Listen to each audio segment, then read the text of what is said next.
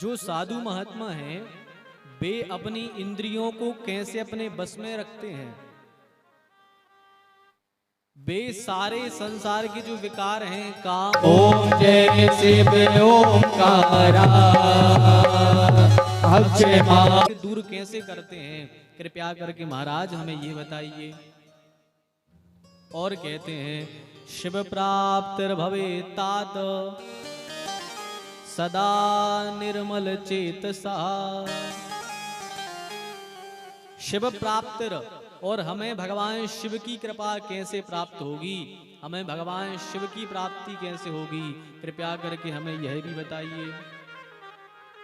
तो सूत जी महाराज कहते हैं सर्व सिद्धांत निष्पन्नम भक्त्यादि कविवर्धनम शिवतोष करम दिव्यम शृणुवत्स रसायनम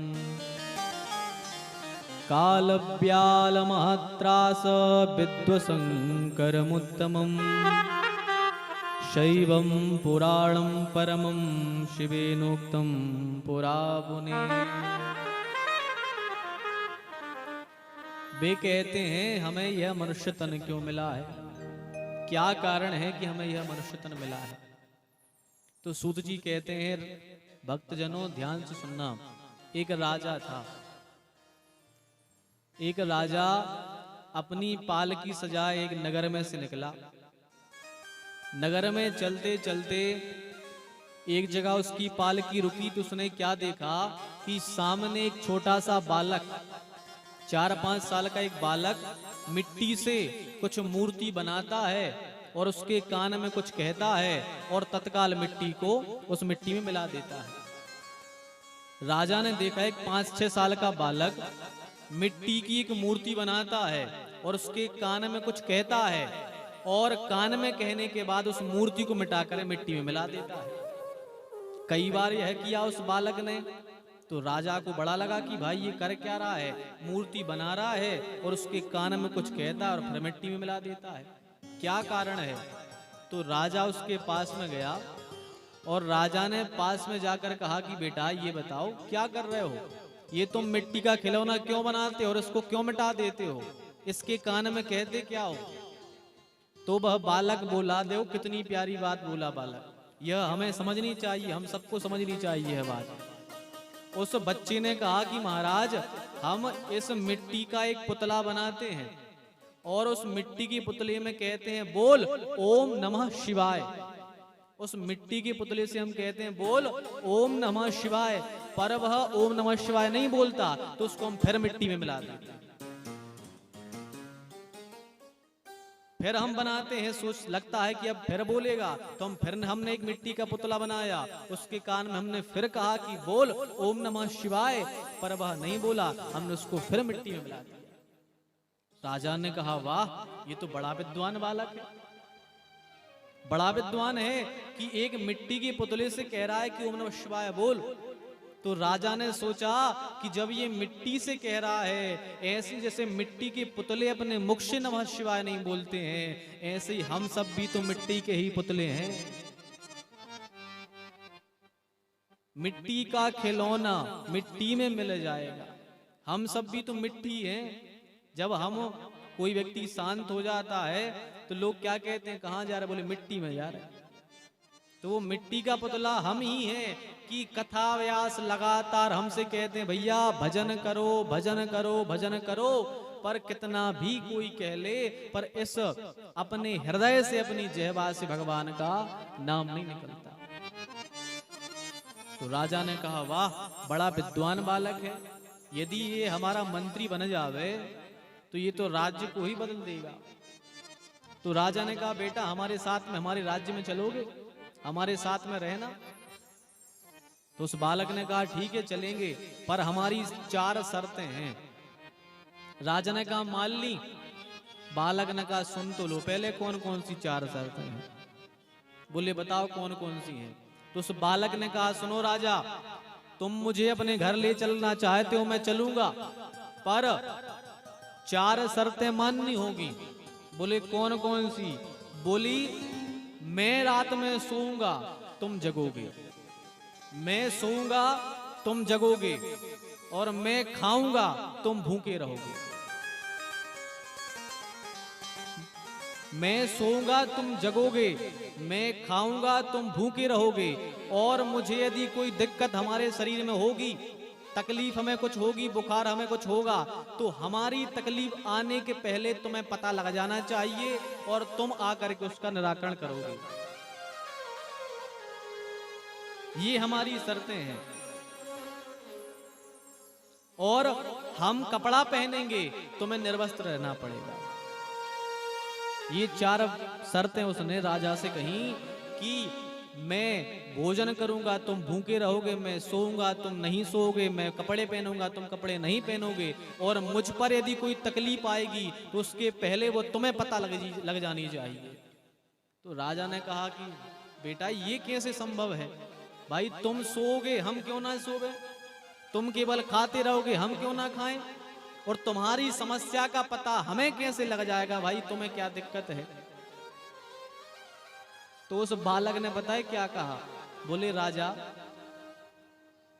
तुम तो एक छोटे से राज्य के राजा हो और तुम मेरी ये 4 शर्तें नहीं मान पा रहे, मुझे तुम अपने साथ में ले जाना चाहते हो। अरे हम तुम्हारी नौकरी क्यों करें? बोले क्यों? बोले हम उस भगवान के दास हैं, हमारा भगवान ऐसा है कि वो खुद भूखा रहता है पर मुझे खाने देता है, और वो खुद जागता है और हम सोते हैं, और भगवान निर्वस्त्र रहता है हमारा भोले, और हमको कपड़ा देता है, और हम पर कोई भी तकलीफ आनी होती है उसके पहले हमारे बाबा को पता लग जाता है और वो अपनी तकलीफ को दूर कर दिया करता है। तो हम तो उस भगवान के भरोसे रहेंगे राजा, हम तेरे भरोसे क्यों रहें? जब हमारा शिव, हमारा भोलेनाथ ऐसा है कि उसको तकलीफ बतानी नहीं पड़ती है, केवल उसके समीप जाओ और उसके चरणों में प्रणाम करो तो उसको तत्काल पता लग जाता है कि इसको क्या दिक्कत है। भोलेनाथ तो सब कुछ देने में समर्थ हैं, तो हम उनकी नौकरी छोड़ करके तुम्हारी नौकरी करने क्यों आ गए? जब राजा ने सुना तो राजा भी उसका भक्त हो गया और अपना सब छोड़ करके भगवान शिव का भजन करने लगा। इसलिए भैया भगवान ने यह मानव तन दिया है तो इसका यही सार है कि अपने मुख से भगवान का भजन करो, अपने मन को भगवान शिव के चरणों में लगाओ। इसी में हमारे जीवन की सार्थकता है कि हमारा ये मन भगवान शिव के चरणों में लग जाए। भगवान शिव ने किसको क्या नहीं दिया, भगवान शिव ने किसको क्या नहीं दिया, सबको कुछ ना कुछ दिया है, और बिना मांगे वो भगवान देता है। इसलिए भैया भगवान की कथाओं को सुनो, उनका सत्संग ग्रहण करो। संसार में सत्संग बहुत दुर्लभ है, और भगवान भोलेनाथ मिलेंगे कहाँ पता है?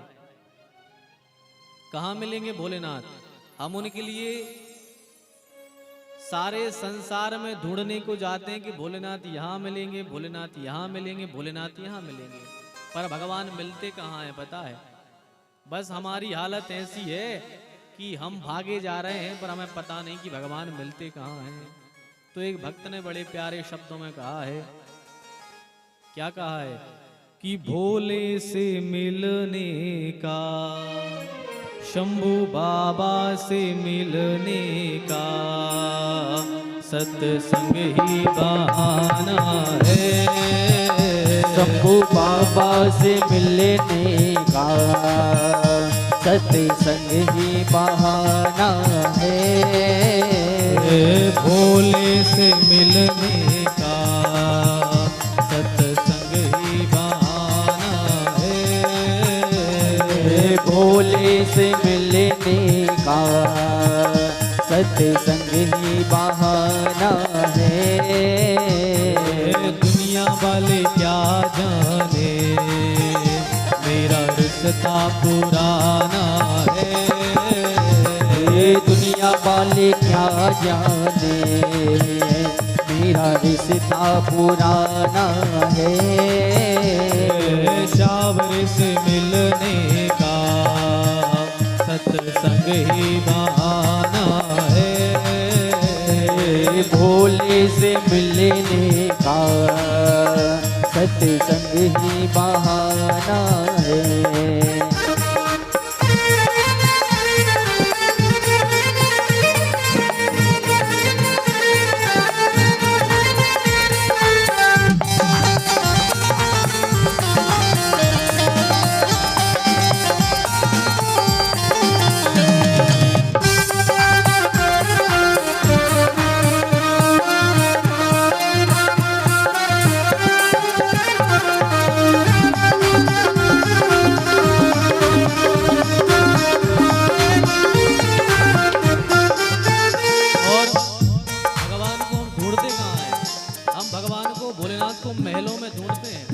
भोला महलों में नहीं रहता। आपने कभी नहीं देखा होगा कि भोलेनाथ महलों में रहते हैं। उन्हें तो खुला आसमान झोपड़ी के नीचे बैठा लो, वहीं पसंद आता है। तो हम ढूंढते कहाँ हैं? महलों में ढूंढा तुझे, झोपड़ी में पाया है। महलों में ढूंढा तुझे, झोपड़ी में पाया है। महलों में ढूंढा तुझे, झोपड़ी में पाया है। महलों में ढूंढा तुम्हें, झोपड़ी में पाया है।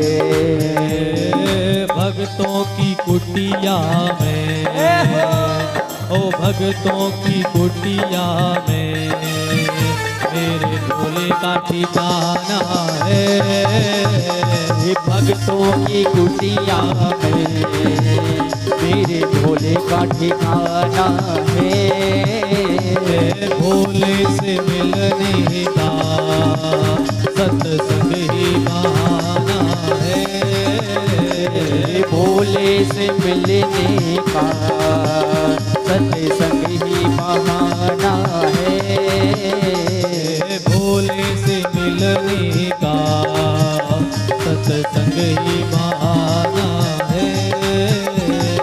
भोले से मिलने का सत्संग ही बहाना है। हर हर महादेव।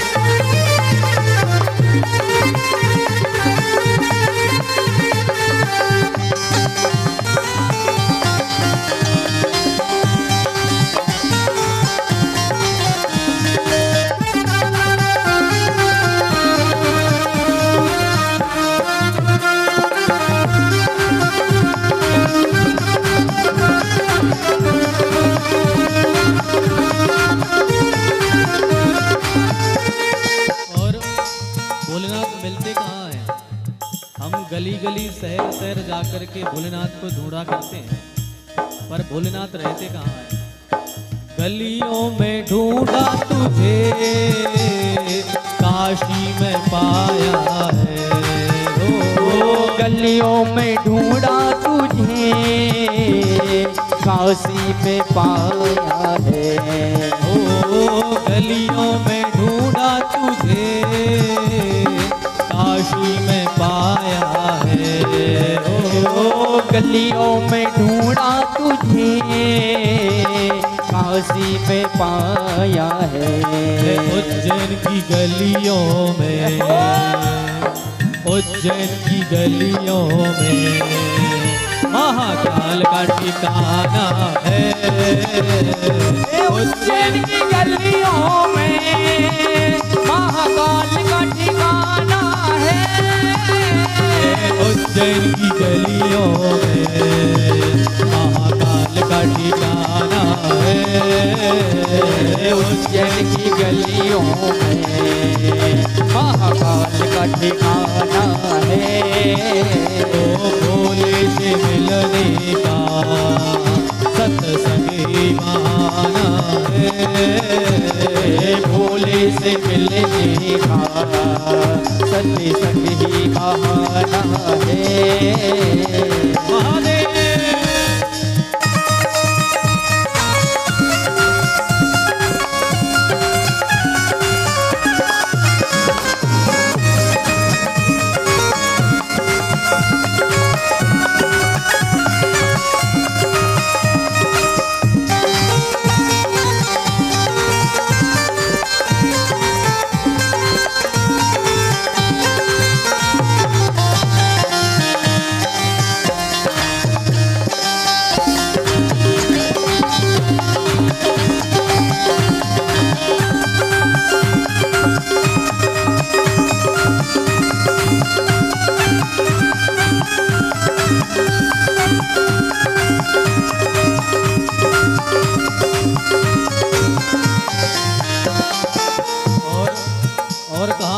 ढूंढने जाते हैं हम, संसार भर में भटकते हैं हम,